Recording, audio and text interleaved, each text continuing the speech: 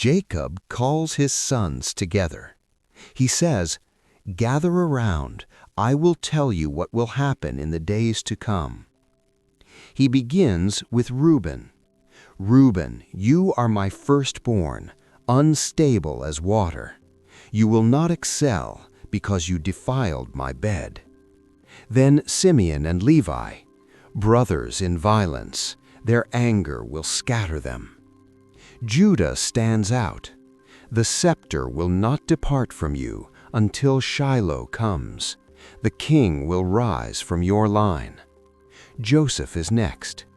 Joseph is a fruitful bough, blessed with blessings from above. The archers will not harm him. Each son hears his destiny, some encouraging, some corrective, all prophetic. Jacob reminds them, God's hand directs history. His plan is bigger than human ambition. Blessing is spiritual, not just natural. Before he dies, Jacob exhorts them, "Remember God's covenant. Walk in integrity. Trust the Lord for the future."